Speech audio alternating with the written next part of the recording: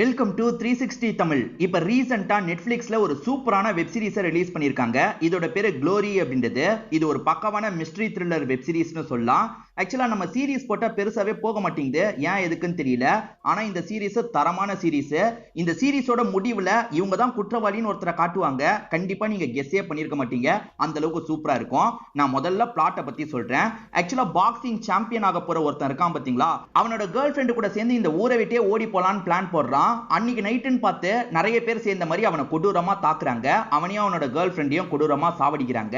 அப்படி தாக்குன கேங் யாரு, எதுக்காக இந்த மாதிரி பண்ணாங்கன்ற மாதிரி விசாரணை போது, ஆக்சுவலா இறந்த பொண்ணுக்கு 2 அண்ணனுங்க இருப்பாங்க. அந்த அண்ணனுங்க குற்றவாளியை கண்டுபிடிக்கணும்ன்ற மாதிரி விசாரணை பண்றாங்க. கண்டுபிடிச்சாங்களா இல்லையான்னு சொல்றது தான் சீரிஸோட மீதி கதையா இருக்கும். கண்டிப்பா உங்களுக்கு பிடிக்கும் நம்புறேன். எக்ஸ்பிளனேஷனுக்குள்ள போறதுக்கு முன்னாடி வீடியோக்கு ஒரு லைக் போடுங்க. இந்த எக்ஸ்பிளனேஷன் பிடிச்சிருந்ததுன்னா ஐபன்ற ஆப்ஷனை கிளிக் பண்ணி சப்போர்ட் பண்ணுங்க. மேற்கொண்டு பேசி டைம் வேஸ்ட் பண்ணாம நம்ம நேரடியா எக்ஸ்பிளனேஷனுக்குள்ள போயிடலாம். சீரிஸோட ஸ்டார்டிங் சீனே தேவுன்னு ஒருத்தருக்கு அப்பா இருக்காரு பாத்தீங்களா, ட்ரைனிங்லாம் கொடுத்துட்டு இருக்காரு. தேவுக்கு மட்டும் இல்ல, தேவோட தம்பிக்கும் ட்ரைனிங் கொடுத்துட்டு இருக்காரு. ட்ரைனிங் சரியா பண்ணலன்னு வச்சுக்கோங்களேன், அப்பா குச்சி வச்சு இவங்களை அடி அடின்னு அடிச்சிட்டு இருக்காரு. இது எல்லாமே தேவுக்கு கனவா வருது. சட்டுன்னு கனவுல இருந்து இந்த தேவ் முழிக்கிறாரு. அப்படி முழிச்சவரு நியூஸ் பார்க்கும்போது அப்பா பேசிட்டு இருக்கிறது வருது. அப்பாவை பொறுத்த வரைக்கும் பாக்ஸிங்ல நிறைய பேரை ட்ரெயின் பண்றவரா இருப்பாரு. ஒரு மேட்சை பத்தி தான் இப்ப அப்பா பேசிட்டு இருக்காரு. அப்படியே கட் பண்ணி அந்த மேட்சை நமக்கு காட்டுறாங்க. அப்பாவை பொறுத்த வரைக்கும் நிகாஸ்னு ஒருத்தனை பயங்கரமா உருவாக்கி இருக்காரு. இந்த மேட்ச்ல ஜெயிச்சா நீ தான் சாம்பியன் அப்படின்ற மாதிரி சொல்றாரு. கண்டிப்பா ஜெயிப்பன்ற மாதிரி நிகாஸும் கோச் கிட்ட சொல்றான். இந்த மேட்சை பார்க்கிறதுக்காக இந்த ஊர் தலைவர் வந்திருக்காரு. இதை தாண்டி வேற ஒரு கிளப் இருக்கும். அந்த கிளப்போட ஹெட் பேரு ராணா அப்படின்றது. அந்த ராணாவோட ஆள் கூட தான் இந்த பையன் மோத போறான் போல. இப்ப 2 பேருமே ஸ்டேஜுக்கு வந்து மோதிக்க ஆரம்பிக்கிறாங்க. இந்த நிகாஸ் ஸ்டார்டிங்ல இருந்தே சூப்பரா சண்டை போட்டுட்டு இருக்கான். அப்படி சண்டை போடுறவன் இருக்கான் பாத்தீங்களா, இந்த மேட்ச்ல ஜெயிச்சிடுறான். நிகாஸ் சாம்பியனா மாற போறாரு, இந்தியா சார்பா இவர் தான் போக போறாரு அப்படின்ற மாதிரிலாம் இந்த இடத்துல சொல்லிட்டு இருக்காங்க. ஏன்னா அந்த அளவுக்கு அவன் செலக்ட் ஆயிட்டான் போல. இப்ப குடியான்னு ஒரு பொண்ணை காட்டுறாங்க. இவங்க தான் கோச்சோட பொண்ணா இருப்பாங்க.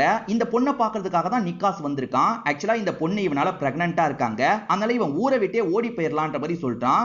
நீ சாம்பியன் ஆகிற நிலைமையில இருக்க, இப்ப நம்ம போணுமா அப்படின்ற மாதிரி கேக்குறாங்க. ஆமா போனோம், எனக்கு குழந்தை தான் முக்கியம், நீ தான் முக்கியம்ன்ற மாதிரி சொல்றான்.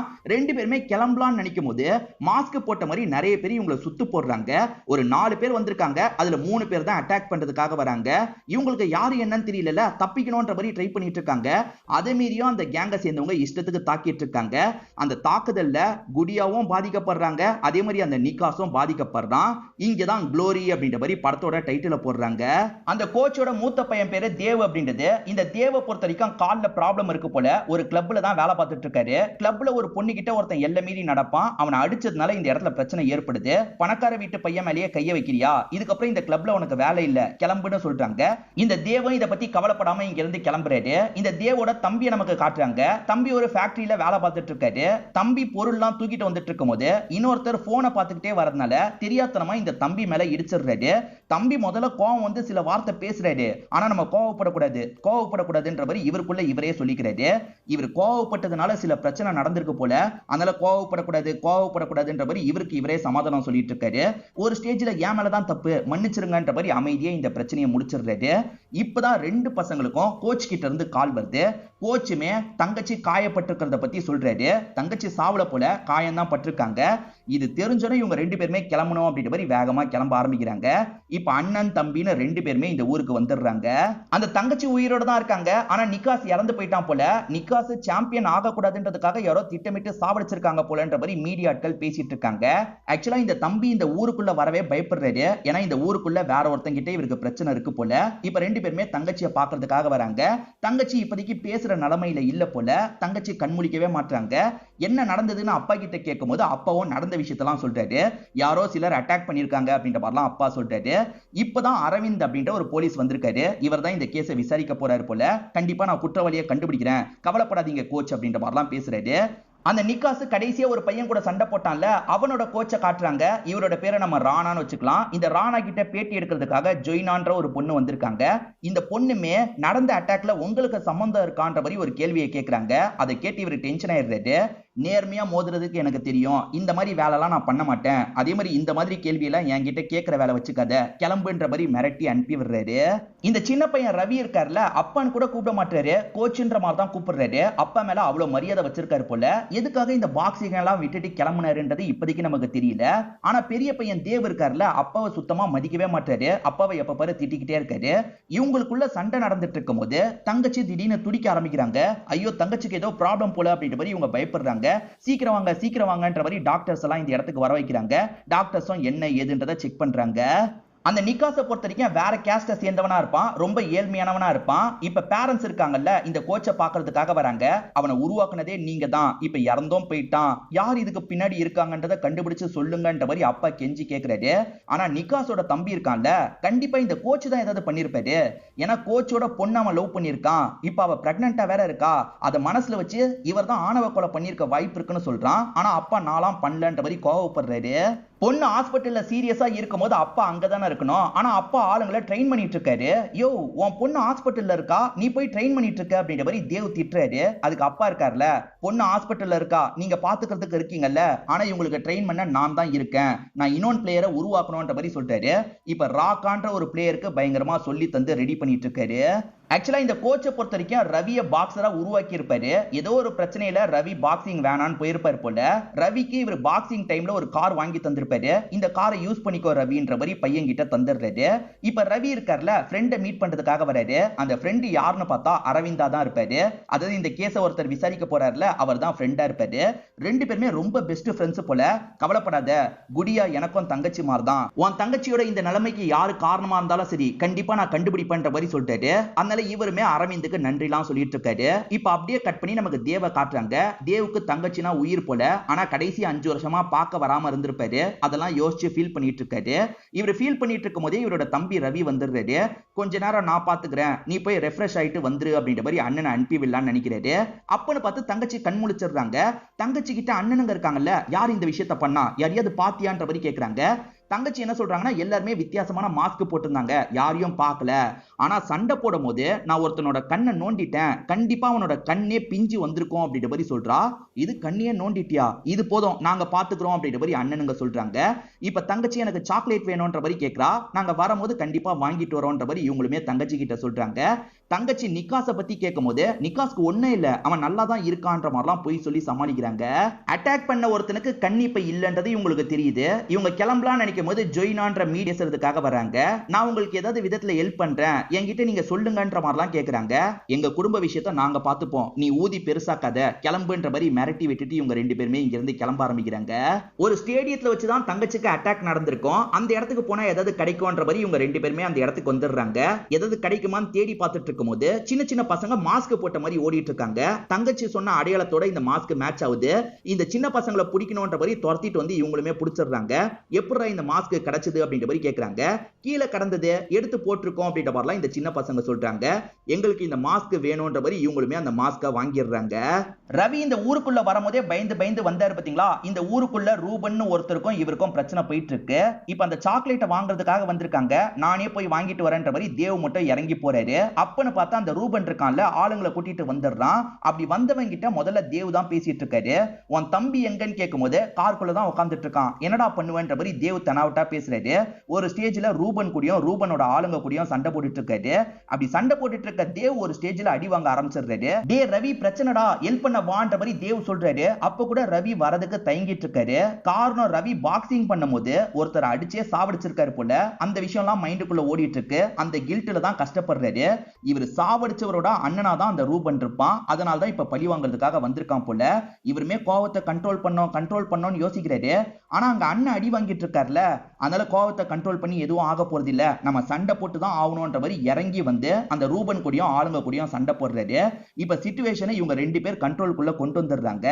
அதே சமயம் இந்த இடத்துக்கு ராணாவும் வந்துடுறாரு. அதே மாதிரி இவங்களோட அப்பாவான கோச்சும் வந்துடுறாரு. எதுக்காக இப்படி சண்டை போட்டுட்டு இருக்கீங்கன்ற மாதிரி ரெண்டு பேருமே திட்டிட்டு இருக்காங்க. எல்லா பசங்களையும் கண்ட்ரோல்குள்ள கொண்டு வந்துட்டு இருக்காங்க. இப்பதான் அங்க பொண்ணு இறந்து போயிட்டான்ற தகவல் தெரிய வருது. இவங்களுமே பொண்ணை பார்க்கணும் அப்படின்ற மாதிரி வேகமா குடியாவை பார்க்கறதுக்காக வராங்க. குடியா கொஞ்சம் சீரியஸான கண்டிஷன்ல தானே இருந்தாங்க, திடீர்னு இறந்து போயிட்டாங்க போல, தங்கச்சி இறந்து போயிட்டாலே அப்படின்ற மாதிரி பார்த்து இவங்க ஃபீல் பண்ணிட்டு இருக்காங்க. இப்ப தங்கச்சிக்கு செய்ய வேண்டிய எல்லா விஷயத்தையும் செய்ய ஆரம்பிக்கிறாங்க. செகண்ட் எபிசோட ஸ்டார்டிங் சீனே பாஸ்ட்ல நடந்த விஷயத்தை காட்டுறாங்க. தங்கச்சி ஒருத்தனோட கண்ணை நோண்டி விட்டுருப்பா, வலிக்குது வலிக்குதுன்ற மாதிரி அவன் சொல்லிட்டு இருக்கான். மீதி 2 பேர் இருக்காங்கல்ல, இவனை விட்டுட்டு போயிடுறாங்க. இப்ப இவனுமே விட்டுட்டு போயிட்டாங்களே அப்படின்ற மாதிரிலாம் யோசிக்கிறான். இவன் கார்ல தான் வந்திருப்பான் போல, இங்க இருந்து கார் எடுத்துட்டு கிளம்பணும் அப்படின்ற மாதிரி கிளம்ப ஆரம்பிக்கிறான். இந்த பையன் பேரு சன்னி அப்படின்றது. இப்ப சன்னியோட மாமாவை காட்டுறாங்க. இவரோட பேரு குக்கு அப்படின்றது. இவர் இல்லீகல் வேலை எல்லாம் பாக்குறவரு, வம்பு பண்ண 2 பேர் கதையை முடிக்கலான்ற மாதிரி லாக் பண்ணி உட்கார வச்சிருக்காரு. அப்பதான் இந்த சன்னி இருக்கான் பாத்தீங்களா, ஏடகடமா காரை கொண்டு வந்து ஒரு இடத்துல இடிக்கிறான். இவனுக்கு என்ன ஆச்சுன்னு பார்க்க போனா கண்ணு நோண்டப்பட்டிருக்கு. என்னடா ஆச்சுன்னு கேட்கும் போது, ஃப்ரெண்ட்ஸுங்க கேட்டாங்கன்னு ஒரு வேலை பண்ணலாம்னு நினைச்சேன், தேவையில்லாம இப்படி ஆயிருச்சுன்ற மாதிரி புலம்பிட்டு இருக்கான். என்கிட்ட கேட்காம எதுக்காக அந்த வேலைக்கு போனேன்ற மாதிரி இவருமே மச்சான திட்டிட்டு இருக்காரு. இப்ப கதை அப்படியே கட் பண்ணி பிரசன்ட்டுக்கு வந்துருது. பிரசன்ட்ல இறுதி சடங்கு பண்ணோம் பாத்தீங்களா, அதுக்கு அப்பா வரணும். ஆனா அப்பா இன்னும் வராம இருக்காரு. வருவாருன்னு வெயிட் பண்ணிக்கிட்டே இருக்காங்க. அந்த ஆளு வரமாட்டான், நம்ம தான் எடுக்கணும் அப்படின்ற மாதிரி தேவ் சொல்லிட்டாரு. அதாவது எரிச்சதுக்கு அப்புறம் சாம்பல் எடுப்பாங்கல்ல, அதுக்கான வேலை தான் நடந்துட்டு இருக்கு. அண்ணனே சாம்பல்லாம் எடுத்துட்டு இருக்காரு. இந்த கோச் இருக்காரு பாத்தீங்களா, பசங்களுக்கு சொல்லித்தர இடத்துல உட்காந்துட்டு இருக்காரு. பசங்களை பத்தி எல்லாம் யோசிச்சு பார்த்து ஃபீல் பண்ணிட்டு இருக்காரு. இவர் எப்படியும் லேட்டா தான் வருவாருன்றதுக்காக பசங்களும் இன்னைக்கு லேட்டா தான் வந்திருப்பாங்க. எதுக்காக லேட்டா வந்தீங்கன்னு பசங்களை போட்டு திட்டுறாரு. ராக்கா மட்டும் தான் சரியான டைம்க்கு வந்தான், நீங்க எதுக்காக லேட்டா வந்தீங்க, இதுக்கப்புறம் எல்லாருமே கரெக்டான டைம்க்கு தான் வரணும், ட்ரைனிங் எப்பவுமே நடந்துகிட்டே தான் இருக்கும்ன்ற மாதிரி சொல்றாரு. தங்கச்சி இறந்து போயிட்டா நம்ம எவ்வளவு கஷ்டத்துல இருக்கோம், ஆனா அந்த ஆளுக்கு அந்த கஷ்டம்லாம் கிடையவே கிடையாது. யாரையாவது ஒருத்தர பிளேயரா மாத்தணும்னு நினைக்கிறான், ஒன்ன மாத்தணும்னு நினைச்சான், இப்ப வேற யாரையாவது மாத்தணும்னு நினைக்கிறான்ற மாதிரி அண்ணன் புலம்புறாரு. இப்ப அப்படியே கட் பண்ணி ஒரு முக்கியமான அதிகாரியை காட்டுறாங்க. அவரு ஊர் தலைவரை பாக்குறதுக்காக வந்திருக்காரு. ஊர் தலைவருக்கு ஏகப்பட்ட மூட நம்பிக்கை இருக்கு. சுல்தான் அப்படின்ற மாதிரி ஒரு பெரிய எரும மாட்டெல்லாம் ரெடி பண்ணிட்டு இருக்காரு. அது சொல்ற மாதிரி தான் எல்லா விஷயத்தையும் பண்ணுவாரு போல, அவ்வளவு மூட நம்பிக்கை இருக்கு. இதை தாண்டி ஜாதி விட்டு ஜாதி கல்யாணம் பண்ணக்கூடாது, அப்படி கல்யாணம் பண்ணா நிறைய பிரச்சனை, அதுக்கு நம்ம அளவே பண்ணக்கூடாது, அந்த மாதிரி எண்ணம் இருக்கும் போதே அறுத்து விட்டணும் அப்படின்ற மாதிரி பேசுறாரு. சோ இவர் கூட அந்த கொலையில இன்வால்வ் ஆயிருக்கலாம்ன்ற மாதிரி நம்மள நினைக்க வைக்கிறாங்க. அந்த கேஸை யார் விசாரிக்கிறான்னு கேக்குறாரு. அதுக்கு இந்த போலீஸ் ஆபீசரும் அரவிந்தன் ஒருத்தன் தான் விசாரிக்கிறான்ற மாதிரி சொல்லிட்டாரு. இந்த கேஸ்ல விசாரிக்கிறதுக்கு என்ன இருக்கு, அதான் முடிஞ்சு போயிருச்சுல, அந்த கேஸ் எல்லாம் இதுக்கப்புறம் நீங்க இழுத்துட்டு இருக்காதீங்க, சீக்கிரமா முடிச்சிருங்கன்ற மாதிரி சொல்லிட்டாரு. இந்த ஊர் தலைவர் சொன்னா எதுனாலும் இந்த போலீஸ் செய்வார் போல, சிறி தலைவரே அப்படின்ற மாதிரிலாம் இந்த இடத்துல ஏத்துக்கிறாரு. சோ இவர் கூட இன்வால்வ் ஆயிருக்கலாம்ன்ற மாதிரி நம்மள யோசிக்க வைக்கிறாங்க. இவர் தான் பண்ணாரா என்னன்றது தெளிவா தெரியல. இப்ப இவங்க 2 பேருமே ஃப்ரெண்டான அரவிந்த பாக்குறதுக்காக வந்துடுறாங்க. அரவிந்த் கிட்ட இவங்களுக்கு தெரிஞ்ச விஷயத்த சொல்றாங்க. அது என்னன்னா, மாஸ்க் போட்ட மாதிரி ஒரு 4 பேர் வந்து தான் அட்டாக் பண்ணிருக்காங்க. அதுல ஒருத்தனோட கண்ணை என்னோட தங்கச்சி நோண்டி இருக்கான்ற மாதிரிலாம் சொல்லிட்டு இருக்காங்க. இப்படி பேசிட்டு இருக்கும்போது இந்த அரவிந்தோட ஒய்ஃப் இந்த இடத்துக்கு வராங்க. இவங்களோட பேரை நம்ம மாதவின்னு வச்சுக்கலாம். இந்த மாதவிக்கும் இவருக்கும் ரீசெண்டா தான் கல்யாணம் ஆயிருக்கு போல. இப்ப அரவிந்த் என்ன பண்றாருன்னா, இவன் என்னோட க்ளோஸ் ஃப்ரெண்ட் மாதிரி ரவி அறிமுகப்படுத்தி வைக்கிறாரு. இது இவனோட அண்ணன்ற மாதிரி தேவியும் அறிமுகப்படுத்தி வைக்கிறாரு. இப்ப கொஞ்ச நேரத்துல இந்த இடத்துக்கு வந்த சீனியர் இருக்கார்ல, இதுக்கப்புறம் இந்த கேஸை நீ விசாரிக்க தேவையில்லைன்னு சொல்றாரு. இல்ல சார், நான் கண்டுபிடிச்சிருவேன்ற மாதிரிலாம் இவர் சொல்றாரு. இல்ல கண்டுபிடிக்கிறதுக்குலாம் எதுவுமே இல்ல, நான் எப்படி இந்த கேஸை முடிக்கணும்னு முடிவு பண்ணிட்டேன் அப்படின்ற மாதிரி சீனியர் சொல்றாரு. இப்ப அண்ணன் தம்பி வீட்டுல இருக்கும் போது நியூஸ் ஓடிட்டு இருக்கு. இந்த சீனியர் என்ன சொல்றாருன்னா, ராபரிக்கான அட்டெம்ப்ட் நடந்திருக்கு, நிக்காசை கொல்றதுக்காகலாம் யாரும் வரல, ராபரி பண்றதுக்காக வந்திருக்காங்க. அப்ப இந்த 2 பசங்களை தெரியாதனமா சாவடிச்சிருக்காங்க போல அப்படின்ற மாதிரி சொல்லிட்டாரு. இத கேக்குற இவங்க 2 பேருக்கு பயங்கரமா கோவம் வருது. அரவிந்த் பக்கத்துல இருந்து எதுவுமே பேசாம இருக்காருல, அரவிந்த் மேலயும் கோவம் வருது. இப்ப அரவிந்த மீட் பண்றதுக்காக வந்துடுறாங்க. ஏண்டா எங்க கிட்ட கண்டுபிடிக்கிறேன்னு சொல்லிட்டு இப்படி பண்ணிட்டியேன்ற மாதிரி அரவிந்த் மேல கோவப்படுறாங்க. என்னால என்னடா பண்ண முடியும், சீனியரை மீறி என்னால எதுவுமே பண்ண முடியாது, நான் வேணா நார்மலா விசாரிக்காம இருக்கலாம், ஆனா உங்களுக்கு சப்போர்ட் பண்ணிக்கிட்டே தான் இருப்பேன், மத்த ரூபத்துல உங்களுக்கு சப்போர்ட் பண்றேன்ற மாதிரிலாம் சொல்லிட்டாரு. ஏற்கனவே இவர் ஒரு விஷயத்தை கேட்டு வச்சிருக்காரு போல. ஏன்னா கண்ணுல பெருசா காயம் பட்டிருக்குன்னா உடனே ட்ரீட்மெண்ட் எடுத்திருப்பாங்கல்ல, அந்த ஆங்கிள் இவர் விசாரிக்க சொல்லியிருப்பாரு. அப்படி விசாரிச்சு ஒரு டீட்டெயிலும் கிடைக்குது. வெட்டினரி டாக்டர் மாதிரி ஒருத்தர் இருக்கார்ல, அவர் ஒரு பையனுக்கு ட்ரீட்மெண்ட் தந்திருக்காருன்றது இவங்களுக்கு தெரிய வருது. சோ அந்த வெட்டினரி டாக்டரை பத்தி அண்ணனுக்கும் தம்பிக்கும் தெரிய வந்துருதுல, இவங்களுமே அந்த டாக்டரை பாக்குறதுக்காக வந்துடுறாங்க. அந்த டாக்டரை போட்டு அடி அடின்னு அடிக்கிறாங்க. ஒழுங்கு மரியாதையை யாருக்கு ட்ரீட்மெண்ட் தந்தன்றத சொல்லு, இல்லனா அவ்வளவுதான் அப்படின்ற மாதிரி மிரட்டுறாங்க. சன்னின்ற ஒருத்தனுக்கு தான் ட்ரீட்மெண்ட் தந்தேன், என்ன விட்டுருங்கன்ற மாதிரிலாம் இந்த டாக்டர் கேட்கிறாரு. சோ சன்னி இன்வால்வ் ஆயிருக்கான், கண்ணு பாதிக்கப்பட்டிருக்கு அப்படின்றது அண்ணனுக்கும் தம்பிக்கும் தெரிஞ்சிருது. இந்த சமயம் ஜெயினான்ற பொண்ணு இருக்காங்கல்ல, அரவிந்த் கிட்ட பேட்டி எடுக்கிறதுக்காக வந்திருப்பாங்க. அரவிந்த் அதெல்லாம் தர முடியாது, போமான்ற மாதிரி அனுப்பி வர்றாரு. இவங்க போகாம அங்க இருக்கிற ஒரு இடத்துலயே உட்காந்துட்டு இருக்காங்க. அப்பதான் இந்த அண்ணன் தம்பி கிட்ட இருந்து இவருக்கு போன் கால் வந்திருக்கும். ஓஹோ, சன்னின்னு ஒருத்தன் இன்வால்வ் ஆயிருக்கானா அப்படின்ற மாதிரி இவர் போன்ல பேசிட்டு இருக்காரு. இது எல்லாத்தையும் இந்த ஜெயினா ஒட்டி கேட்டு எழுதி வச்சுக்கிறாங்க. தெரிஞ்சுக்கிட்ட விஷயத்தை இப்ப அப்பா கிட்ட வந்து அடுத்து சொல்றாங்க. சோ அப்பாக்கு இந்த சன்னி யாருன்றது நல்லா தெரியுது. ஆக்சுவலா குக்குன்ற ஒருத்தன் மணல் கடத்தல் வேலை எல்லாம் பண்ணிட்டு இருக்கான்ல, அவனோட மச்சான் தான் இந்த சன்னி. அவன் இன்வால்வ் ஆயிருக்கானா, அந்த இடத்துக்கு நீங்க போனாதான் சன்னியை தூக்க முடியும். அந்த இடத்துல இல்லீகல் ஃபைட்லாம் நடக்கும். அதுக்கான என்ட்ரி பாஸை எப்படியாவது நான் ஏற்பாடு பண்றேன். நீங்க 2 பேருமே போங்க. ரவி அங்க நீ சண்டை போடுற மாதிரி இருக்கும். அப்பதான் உள்ள நுழைய முடியும்ன்ற மாதிரி சொல்றாரு. சரி ஓகேன்ற மாதிரி ரவி ஏத்துக்கிறாரு. ஏன்னா ரவி சண்டைலாம் போட மாட்டேன், அதெல்லாம் இதுக்கப்புறம் பண்ண மாட்டேன்னு ஒதுங்கி தான் இருப்பாரு. ஆனா இப்ப தங்கச்சிக்காக சண்டை போடுறதுக்கு ரெடி ஆயிடுறாரு. இப்ப இவங்க 2 பேருமே இல்லீகல் ஃபைட் நடக்கிற இடத்துக்கு வந்துடுறாங்க. அப்பா ஏற்கனவே ரவி பேர்ல ரெஜிஸ்டர் பண்ணிருக்காரு போல. ஓஹோ சண்டை போறதுக்கு வந்திருக்கியா, உள்ள வான்ற மாதிரி அவங்களுமே கூப்பிடுறாங்க. இப்ப சண்டைக்காக இவர் ரெடி ஆகுறாரு. அதே சமயம் சன்னியை தேடிட்டு இருக்காரு. இந்த அரவிந்த பொறுத்த வரைக்கும் ஒரு வயசான அம்மா இருக்காங்க. இவர் வீட்டுக்கு வரும்போது அம்மா என்ன சொல்றாங்கன்னா, உன் பொண்டாட்டி வெள்ளி கொலுசு வாங்கிட்டு வந்திருக்கா, ஏதுரா அவ்வளவு காசு அப்படின்ற மாதிரிலாம் புலம்பிட்டு இருக்காங்க. இவருக்கும் ஒன்னும் புரியல. இப்ப ஒய்ஃபை பாக்குறதுக்காக வராரு. ஏதோ வெள்ளி கொலுசு நீ வாங்கியிருக்கியாமேன்ற மாதிரி கேக்குறாரு. எங்க நீங்க சம்பாதிக்கிற காசுல வெள்ளி கொலுசு எல்லாம் வாங்க முடியுமா, வெள்ளி கொலுசு இல்லங்க, இது சாதாரண கொலுசு தான் அப்படின்ற மாதிரி ஹஸ்பண்ட் கிட்ட சொல்லிட்டாங்க. ஹஸ்பண்ட் நேர்மையானவரு, அதனால காசே வாங்க மாட்டாரு. நான் இந்த மாதிரி நேர்மையா இருக்கிறது தான் பிரச்சனை, நான் நேர்மையா இருக்கிறது உனக்கு ஓகே தானே, நீ ஏதாவது கஷ்டப்படுறியான்ற மாதிரி கேக்குறாரு. அதெல்லாம் ஒண்ணும் கிடையாது, எனக்கு உங்களை பிடிச்சிருக்குன்ற மாதிரி சொல்றாங்க. இந்த சன்னியை பொறுத்த வரைக்கும் கொஞ்சம் பயந்த டைப்பா இருப்பான். ஏன்டா எப்ப பாரு கோல மாதிரி பயந்துட்டு இருக்க, எனக்கு அப்புறம் நீ தான் இந்த விஷயத்தெல்லாம் பாத்துக்கணும், இதுக்கப்புறம் தைரியமா இருக்கணும் சரியா, நான் போயிட்டு வந்துடுறேன், நீ மேனேஜ் பண்ணிக்கோ அப்படின்ற மாதிரி இவன் பொறுப்புல விட்டுட்டு கிளம்பிடுறாரு. இப்ப சண்டை போடுறதுக்கே ரவி ரெடி ஆயிடுறாரு. இன்னும் அந்த சன்னியை கண்டுபிடிக்க முடியல. அவன் மலமாடு மாதிரி இருக்கான். இவனை போய் நம்ம எப்படி அடிக்க போறோம்ன்ற மாதிரி ரவி பயந்துட்டு இருக்காரு. ரவி அடிதான் வாங்கிட்டு இருக்காரு. அப்ப வெளியே இருக்க தேவ் இருக்கார்ல, அவன் காலை பார்த்து அடின்ற மாதிரி சொல்லிட்டாரு. அதுக்கப்புறம் ரவி இருக்கார்ல, காலை குறி வச்சு அடிக்கிறாரு. அவனை ஜெயிக்கவும் செஞ்சிடறாரு. அப்பதான் இவங்க 2 பேருமே சன்னியை கவனிக்கிறாங்க. இவங்க சன்னியை தேடிட்டு இருக்கிறது சன்னிக்கும் தெரிஞ்சிருது. ஆகா இவனுங்க வந்துட்டாங்களே அப்படின்ற மாதிரி சன்னி வேகமா ஓட ஆரம்பிக்கிறான். அவனை விடக்கூடாது, பிடிக்கணும் அப்படின்ற மாதிரி இவங்க 2 பேருமே சேர்ந்த மாதிரி துரத்த ஆரம்பிக்கிறாங்க. இப்ப தேவ் இருக்கார்ல, ஒரு இடத்துல வச்சு அந்த சன்னியை லாக் பண்ணிடுறாரு. என் தங்கச்சியை அட்டாக் பண்ண வந்ததுல நீயும் ஒருத்தன்றது தெரிஞ்சிருச்சு, உன் கூட யாரெல்லாம் வந்தாங்க ஒழுங்கு மரியாதையா சொல்லு சொல்லுன்ற மாதிரி அடிச்சிட்டு இருக்காரு. அவன் சொல்லவே மாட்டான். திடீர்னு தள்ளி விட்டுட்டு இங்க இருந்து ஓட பாக்குறான். நில்லு நில்லுன்ற மாதிரி திரும்பி துரத்துறாங்க. அப்ப அங்க ஒரு மிஷினை யாரோ ஆபரேட் பண்ணி ஒரு பெரிய கல்லை இவன் மேல போட்டுறாங்க. இவன் நசுங்கி இறந்து போயிடுறான். ரவி அது யாருன்றதை கண்டுபிடி, துரத்திட்டு போ அப்படின்ற மாதிரி அண்ணன் சொல்லிட்டாரு. இப்ப அண்ணன் தேவ் இருக்காரு பாத்தீங்களா, இறந்து போன இந்த சன்னி கிட்ட ஏதாவது பொருள் இருக்கான்ற மாதிரி தேடுறாரு. சில பொருள்லாம் கிடைக்குது, அதெல்லாம் எடுத்து வச்சுக்கிறாரு. இப்ப திரும்பி வந்த ரவி இருக்கார்ல, ஓடினவன் யாருன்றது எனக்கு தெரிஞ்சிருச்சு, நான் ஓரளவுக்கு பார்த்துட்டேன்னு சொல்லிட்டாரு. அது போதும்ன்ற மாதிரி 2 பேருமே கிளம்புறாங்க. இப்ப கொஞ்ச நேரத்துல போலீஸ்லாம் இந்த ஸ்பாட்டுக்கு வந்துடுறாங்க. வந்த அரவிந்த் இருக்கார்ல, இவனுங்க என்ன சாவடிச்சு வச்சிருக்காங்கன்ற மாதிரி ஷாக் ஆகுறாரு. இப்ப உடனே கால் பண்ணிட்டாரு. எதுக்காக நான் சாவடிச்சு வச்சிருக்கீங்கன்னு கேக்குறாரு. நாங்க சாவடிக்கல, வேற யாரோ சாவடிச்சிட்டாங்க அப்படின்ற மாதிரி அவங்களுமே சொல்றாங்க. இப்ப கொஞ்ச நேரத்துல அந்த குக்குன்ற நபரும் இந்த இடத்துக்கு வந்துடுறாரு. அதாவது இறந்து போன இந்த பையனோட மாமா வந்துடுறாரு. மாமாவும் மச்சான் இறந்து போயிருக்கிறத பார்த்து பயங்கரமா ஃபீல் பண்றாரு. யாரா இதுக்கு காரணம், யார் காரணமா இருந்தாலும் சரி அவங்கள தூக்குங்க அப்படின்ற மாதிரிலாம் ஆளுங்க கிட்ட சொல்றாரு. ரவி அது யாருன்னு எனக்கு தெரியும்னு சொன்னாரு பாத்தீங்களா. இப்ப எங்க வந்திருக்காங்கன்னா நிக்காஸோட வீட்டுக்கு வந்திருக்காங்க. ஆக்சுவலா நிக்காஸ்க்கு ஒரு தம்பி இருந்தா அப்பா கிட்ட கோவப்பட்டான் பாத்தீங்களா, அந்த தம்பி தான் இந்த விஷயத்தை பண்ணிருக்கான் போல. இப்ப தம்பியை லாக் பண்ணிடுறாங்க. நீ எதுக்காகடா சன்னியை சாவடிச்சு அப்படின்ற மாதிரி இவனை போட்டு அடி அடின்னு அடிச்சிட்டு இருக்காங்க. பின்ன என்னோட அண்ணனை சாவடிச்சிருக்கான்ல விடுவனா அப்படின்ற மாதிரி இவன் கேக்குறான். டே சைக்கோ, எங்க தங்கச்சியும் தாண்டா பாதிக்கப்பட்டிருக்கா, அவனை பிடிச்சி மத்தவங்களையும் பிடிச்சா எல்லாரையும் சாவடிக்கலாம்னு நினைச்சோம், நீ எதுக்காகடா முந்திரி கொட்டை மாதிரி அவனை சாவடிச்சேன்ற மாதிரி திட்டுறாங்க. சரி அவன் தான் இதுல சம்பந்தப்பட்டிருக்கான், உனக்கு எப்படி தெரியும்னு கேக்குறாங்க. எனக்கு ஜொய்னா அக்கா தான் சொன்னாங்கன்ற மாதிரி இவன் சொல்றான். ஆக்சுவலா அரவிந்த் போன்ல பேசினதா ஜொய்னா கவனிச்சாங்க பாத்தீங்களா, அதை பத்தி இந்த பையன் கிட்ட சொல்லியிருக்காங்க போல. அதுல ட்ரிகர் ஆன இந்த பையன் சன்னியை கொல்றதுக்காக அந்த இடத்துக்கு வந்திருக்கான். பைத்தியக்காரா, அவசரப்பட்டு கொன்னுட்ட, இப்ப அந்த குக்கு ஒன்னதான் தேடுவான். குக்குவோட ஆளுங்க இவனை கவனிச்சிருந்தா பிரச்சனை இல்ல. அதனால தேவ் என்ன சொல்றாருன்னா, நான் ஒரு இடத்துல தங்கியிருந்தேன், அந்த இடத்துக்கு நீ போய் தங்கிரு, அவன் கிட்ட மாட்டின அவ்வளவுதான், உன் கதையை முடிச்சிருவான்ற மாதிரி அந்த பையனை இங்க இருந்து அனுப்பி விடுறாரு. இப்ப நமக்கு அந்த ஜொய்னாவை காட்டுறாங்க. அவங்க அவங்களோட ரூம்ல இருக்கும்போது சட்டுன்னு தேவ் இந்த இடத்துக்கு வந்துடுறாரு. நீ பண்ண தேவையில்லாத விஷயத்தினால ஒருத்தனோட உயிர் போயிருச்சு, அந்த சன்னி இறந்து போயிட்டான் அப்படின்ற மாதிரிலாம் சொல்லிட்டாரு. இதுக்கப்புறமாதி இந்த விஷயத்துல தலையிடாம இரு, அதுதான் உனக்கு நல்லது அப்படின்ற மாதிரி வார்னிங்க கொடுத்துட்டு இங்க இருந்து கிளம்ப ஆரம்பிக்கிறாரு.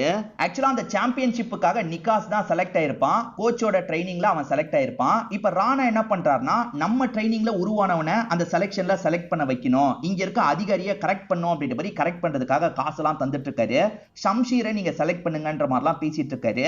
அப்படி பேசிட்டு இருக்கும் போதே கோச் இந்த இடத்துக்கு வந்துடுறாரு. இல்ல இல்ல, நான் ட்ரெயின் பண்ணவன் தான் ஏற்கனவே ஜெயிச்சிருக்கான், திரும்பி நான் ட்ரெயின் பண்ற ராக்காவை தான் நீங்க செலக்ட் பண்ணணும்னு சொல்றாரு. ரெண்டு பேருமே மாத்தி மாத்தி சண்டை போடுறாங்கல்ல.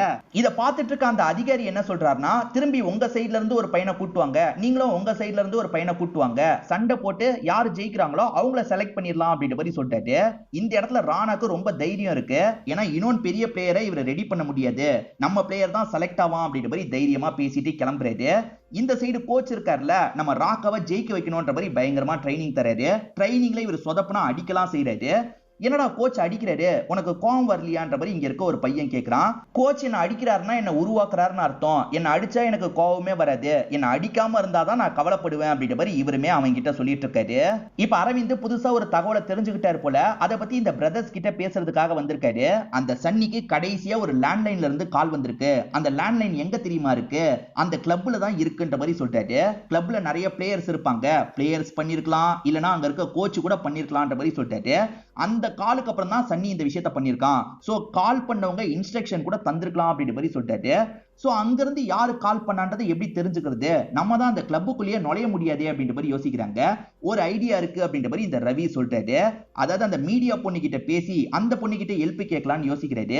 இப்ப அந்த பொண்ணுக்கு கால் பண்ணி ஹெல்ப் வேணும்ன்ற மாதிரி கேக்குறாங்க. இப்பதான் உன்னோட அண்ணன் வந்து திட்டிட்டு போனான்ற மாதிரி இவங்க கோவப்படுறாங்க. அவன் திட்டினது தப்பு தான், இப்ப சாரி கூட கேட்பான்ற மாதிரி போனை தராரு. தேவன் திட்டினதுக்காக சாரி எல்லாம் கேட்கறாரு. இந்த ஹெல்ப் மட்டும் பண்ணுங்கன்ற மாதிரிலாம் ரெக்வஸ்டா கேட்கறாரு. சரி ஓகே நான் பண்றேன் அப்படின்ற மாதிரி இவங்களுமே ஏத்துக்கிறாங்க. இப்ப ஜோயினாவும் பேட்டி எடுக்கிறதுக்கு வந்திருக்கேன் அப்படின்ற மாதிரி சொல்லிட்டாங்க. செக்யூரிட்டி கேள்வி மேல கேள்வி கேட்டுட்டு இருக்கான். ஓஹோ உன் சீனியருக்கு கால் பண்ணவா அப்படின்ற மாதிரி இவங்க நடிக்கிறாங்க. ஐயோ சாரி மேடம் நீங்க உள்ள போங்க அப்படின்ற மாதிரி இவனுமே பயந்து அனுப்பிடுறான். இப்ப இவங்களுமே உள்ள வந்து கோச் கிட்ட பேசுறாங்க. இப்ப கோச்சுமே சுத்தி காட்டுறதுக்காக இவங்களை கூட்டு போறாரு. இவங்களை பொறுத்த வரைக்கும் அந்த லேண்ட்லைனுக்கு திரும்ப திரும்ப கால் பண்ணிக்கிட்டே இருக்காங்க. எங்க இருக்க போன் அடிக்குதுன்னு பாக்குறதுக்காக தான் இப்படி பண்ணிட்டு இருக்காங்க. அப்படி இவங்க ட்ரை பண்ணிட்டு இருக்கும் போது வாசல்ல இருக்க ஒரு ரூபா போன் அடிக்குது. என்ன ரூபா போன் அடிக்குது, இங்க இருந்து யாருனாலும் கால் பண்ணிருக்கலாமே அப்படின்ற மாதிரி யோசிக்கிறாங்க. இப்ப நைட்டு நேரம் எல்லாருமே சேர்ந்த மாதிரி டிஸ்கஸ் பண்ணிட்டு இருக்காங்க. அங்க இருந்து யாருனாலும் கால் பண்ணிருக்கலாம், யார் கால் பண்ணிருக்க வாய்ப்பு இருக்குன்ற மாதிரி யோசிக்கிறாங்க. தேவம் ஒரு தியரிய சொல்றாரு. அது என்னன்னு பாத்தீங்கன்னா, நிக்காசு தோத்ததுனால யாருக்கு ஆதாயம், ஷம்ஷீர்னு அந்த கிளப்ல ஒருத்தர் இருக்கான், அவனுக்கு தான் ஆதாயம். சோ அவன் தான் பிளான் பண்ணி பண்ணிருக்க வாய்ப்பு இருக்கு. இதை தெரிஞ்சுக்கிறதுக்கு நம்மள யாராவது ஒருத்தர் அந்த கிளப்புக்குள்ள நுழையணும் அப்படின்ற மாதிரி சொல்லிட்டாரு. அப்படி நுழையிறதுக்கு ரவிக்கு தான் பாசிபிலிட்டி இருக்குன்ற மாதிரி கோச் சொல்லிட்டாரு. இந்த கோச் ஒரு மேட்சுக்காக பேசியிருக்காரு பாத்தீங்களா, ராக்காவை ட்ரெயின் பண்ணிருப்பாரு, அதுக்கு பதிலா ரவியை ட்ரெயின் பண்ணி உள்ள அனுப்பிடலாம்ன்ற மாதிரி சொல்லிட்டாரு. பிரச்சனை என்னன்னு பாத்தீங்கன்னா, அது 80 கிலோஸ்க்கான மேட்சா இருக்கும். ஆனா ரவியை பொறுத்த வரைக்கும் 60 கிலோவை சேர்ந்தவரா இருப்பாரு. அப்ப நீ ஒரு 10 கிலோக்கு மேல ஏறினாதான் உள்ள போக முடியும், அதுக்கு நீ ரெடியா இருக்கியான்ற மாதிரி கோச் கேட்கிறாரு. ஆக்சுவலா கோச் சொல்ற இந்த ஐடியால தேவுக்கு விருப்பமே கிடையாது போல. இப்ப தேவ் அப்செட் ஆன மாதிரி இங்க இருந்து வேகமா நடக்க ஆரம்பிக்கிறாரு. என்னாச்சு அப்படின்ற மாதிரி ரவி கேட்டுக்கிட்டே பின்னாடி வராரு. அந்த ஆளு திரும்பி எப்படியாவது உன்னை பாக்ஸிங் குள்ள கொண்டு வரலாம் ட்ரை பண்றான், அவன் ஐடியா கொடுக்குற மாதிரி இல்ல, உன்னை பாக்ஸிங் குள்ள கொண்டு வரதுக்கு ட்ரை பண்றான்ற மாதிரி சொல்லிட்டாரு. இல்ல திரும்பி பாக்ஸிங்க்கு போற ஐடியா எனக்கு கிடையாது, நம்ம குடியாக்காக இந்த விஷயத்த பண்ண போறேன்னு சொல்லிட்டாரு. சரி ஓகே நானே உன்னை ட்ரெயின் பண்றேன் அப்படின்ற மாதிரி தேவும் ஏத்துக்கிறாரு. இப்ப தேவ் இருக்கார்ல, தம்பிக்கு வெயிட்டை ஏத்தணும், அதே மாதிரி பயங்கரமா ட்ரைனிங் தரணும் அப்படின்ற மாதிரி ட்ரைனிங் எல்லாம் தந்துட்டு இருக்காரு. இவருமே ஒவ்வொரு கிலோவா வேகமா ஏற ஆரம்பிக்கிறாரு. கோச்சை பொறுத்த வரைக்கும் ராக்காக்கு ட்ரைனிங் தராரு, அண்ணனை பொறுத்த வரைக்கும் தம்பிக்கு ட்ரைனிங் தராரு. சரி இவங்க ரெண்டு பேருக்குள்ள ஒரு சண்டை மாதிரி போட வைக்கலாம்ன்ற மாதிரி தேவ் யோசிக்கிறாரு. அவனை விடாத அடிச்சிரு அப்படின்ற மாதிரிலாம் சொல்லிட்டாரு. இவருமே அந்த ராக்காவை அடிக்கிறதுக்கு ட்ரை பண்றாரு. ஆனா அவன் பயங்கரமா சண்டை போடுறான். இவரை போட்டு அடி அடின்னு அடிச்சிட்டு இருக்கான். ஒரு ஸ்டேஜ்ல அவன் அடிச்சதுல இவரோட நெத்தியில கீரலே விழுந்துருது. இந்த தேவுக்கு ட்ரைனிங் எல்லாம் கொடுக்க தெரியலன்ற மாதிரி கோச்சும் ஒரு பார்வை பார்த்துட்டு இருக்காரு.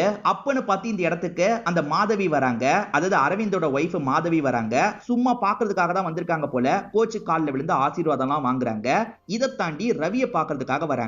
இவரு நெத்தியில காயம் பட்டது பாத்தீங்களா, தையல் வேணா நான் போட்டு விடவான்ற மாதிரி கேக்குறாங்க. இவருமே போட தெரியுமான்னு கேக்குறாரு. நல்லா போட தெரியும்ன்ற மாதிரி இவங்களுமே தையெல்லாம் போட்டுட்டு இருக்காங்க.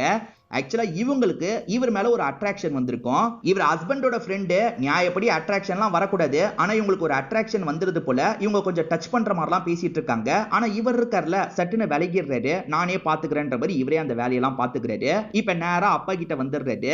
நீங்க தான் எனக்கு சொல்லி கொடுக்கணும் கோச்சுன்னு சொல்றாரு. கோச்சோ நான் சொல்லி தரேன்ற மாதிரி இவருக்கு நிறைய ட்ரைனிங் எல்லாம் கொடுக்க ஆரம்பிக்கிறாரு. இந்த விஷயத்த அண்ணன் கவனிக்கிறாரு. செம்மையா டென்ஷன் ஆயிடுறாரு. ஓஹோ அந்த ஆள் கிட்ட கத்துக்க போறியா, கத்துக்கோன்னு சொல்றாரு. அண்ணன் கோவப்படாத, நான் கண்டிப்பா திரும்பி பாக்ஸிங்க்கு போக மாட்டேன், நம்ம தங்கச்சிக்காக தான் இந்த விஷயத்த பண்றேன், அப்பாவால தான் என்ன ட்ரெயின் பண்ண முடியும், புரிஞ்சுக்கோன்ற மாதிரி சொல்றாரு.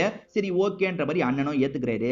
இவ்வளவு நாள் அண்ணன் ட்ரைனிங் தந்தாரு பாத்தீங்களா, இப்ப அப்பா ட்ரைனிங் தராரு. அப்பாவோட ட்ரைனிங்ல இவர்கிட்ட இருந்து நிறைய இம்ப்ரூவ்மெண்ட்லாம் வருது. இப்படி பண்ணோம் அப்படி பண்ணோம் அப்படின்ற மாதிரி அப்பா சொல்லி தந்துட்டு இருக்காரு. இப்ப ராக்கா கூட மோத வைக்கிறாரு. ராக்கா கிட்ட அன்னைக்கு இவர் அடி வாங்கினார்ல, இப்ப ராக்காவை போட்டு பயங்கரமா அடிச்சிட்டு இருக்காரு. அதுல ஒரு சின்ன தப்ப பண்ணிடுறாரு போல, ஒழுங்கா பண்ண மாட்டியா அப்படின்ற மாதிரி அப்பா பையனை போட்டு அடிச்சிட்டு இருக்காரு. இத பாக்குற இந்த தேவுக்கு ரொம்ப கோவம் வருது. ஏன்னா சின்ன வயசுல இவரையும் அடிச்சிருப்பாரு போல, அதெல்லாம் மைண்டுக்குள்ள ஓடிட்டு இருக்குல்ல. இப்ப சட்டுன்னு வந்து அப்பாவோட காலரை பிடிச்சிடுறாரு. என் தம்பி மேல கைய வச்சனா அவ்வளவுதான் அப்படின்ற மாதிரிலாம் சொல்லிட்டாரு. அண்ணன் விடுன, சாதாரணமா தான் அடிச்சாருன்ற மாதிரி இவர் தான் தடுக்கிறாரு. அதே மாதிரி ராக்காக்கு நம்மள அனுப்ப போறது இல்ல, பையனை அனுப்ப போறாரு போல அப்படின்ற மாதிரி தோண ஆரம்பிச்சிருது. இப்பெல்லாம் நீங்க என்ன அடிக்கிறதே இல்ல கோச், என்ன நீங்க ஒதுக்கிட்டீங்கன்ற மாதிரி கோவப்படுறாரு. இப்ப பேர் கொடுக்கறதுக்காக எல்லாருமே கிளப்புக்கு வந்துடுறாங்க. ராணா இருக்காரு பாத்தீங்களா, அவர் டீம்ல இருந்து ஒரு பையனை செலக்ட் பண்ணிட்டாரு போல. முதல்ல கோச் நான் ரவியை செலக்ட் பண்ணிருக்கேன்ற மாதிரி சொல்லிட்டாரு. அப்பதான் கோச்சுக்கு ஒரு ஷாக் காத்துட்டு இருக்கு. இவ்வளவு நாள் ராக்கா இவர் கூட தானே இருந்தான், இப்ப ராணா கூட போய் சேர்ந்துட்டான் போல. ராணா ராக்காவை தான் செலக்ட் பண்ணுவார்னு பார்த்தா ராக்காவை செலக்ட் பண்ணாம அந்த ரூபனை செலக்ட் பண்ணிடுறாரு. ஏற்கனவே ரவியால ஒருத்தர் இறந்து போனார்ல, அவரோட தம்பியா தான் இந்த ரூபன் இருப்பான். ஏற்கனவே ரவிக்கு கில்ட் இருக்கு. இப்ப இவன் கூட வேற சண்டை போடணுமான்ற மாதிரி கேக்குறாரு. போட்டுதான் ஆகணும், உன் தங்கச்சிக்காக போட்டுதான் ஆகணும்னு அப்பா சொல்றாரு. சரி ஓகேன்ற மாதிரி ரவியும் இந்த இடத்துல ஏத்துக்கிறாரு. அப்பா இவருக்கு லேஸ் எல்லாம் போட்டு அனுப்பி வைக்கிறாரு. என் அண்ணனை ரிங்ல வச்சே சாவடிச்சல, உன்னை கவனிச்சுக்கிறேன்டா அப்படின்ற மாதிரி ரூபன் ஒரு லுக் விடுறான். டே நான் வேணும்ட்டே பண்ணலன்ற மாதிரி இவரும் ஒரு பார்வை பாக்குறாரு. இந்த இடத்துல தான் பாஸ்ட்ல நடந்த விஷயத்தை நமக்கு காட்டுறாங்க. ஆக்சுவலா அந்த அண்ணனுக்கும் இவருக்கும் சண்டை வந்திருக்கும். அந்த அண்ணனும் இவரும் ஈக்குவலா சண்டை போடுறாங்க. சொல்ல போனா இவர் தான் நல்லா சண்டை போடுறாரு. ஆனா பாயிண்ட் இவருக்கு கம்மியா தந்துட்டு இருக்காங்க. சோ அண்ணன் தரப்ப சேர்ந்தவங்க ஜட்ஜ விலை கொடுத்து வாங்கிட்டாங்கன்றது அப்பாக்கு தெரிய வருது. இதுல ஜெயிக்கணும்னா ஒரே ஒரு வழிதான், நாக் அவுட், எப்படியாவது நாக் அவுட் பண்ணிரு அப்படின்ற மாதிரி ரவி கிட்ட அப்பா சொல்றாரு. சரி ஓகேன்ற மாதிரி இவரும் ஏத்துக்கிறாரு. அதுக்கப்புறம் தான் ரூபன் அண்ணனை வெறித்தனமா தாக்கிட்டு இருக்காரு. அப்படி தாக்கிட்டு இருக்கும் போது ஒரு அடி அடிக்கிறாருல, அந்த ரூபன் அண்ணன் பொத்துன்னு போய் விழுந்துடுறாரு. 10 நம்பர் எண்ணியும் எந்திரிக்காம இருக்காரு. செக் பண்ணும் போதுதான் அவர் இறந்தே போயிட்டாருன்னு தெரிய வருது. ஐயோ அடிச்சே ஒருத்தரை சாவடிச்சிட்டுமே அப்படின்ற மாதிரி இந்த இடத்துல ரவி ஃபீல் பண்ணிட்டாரு. அப்படிதான் ரவி இந்த பாக்ஸிங்கே வேணான்னு ஒதுங்கி இருப்பாரு.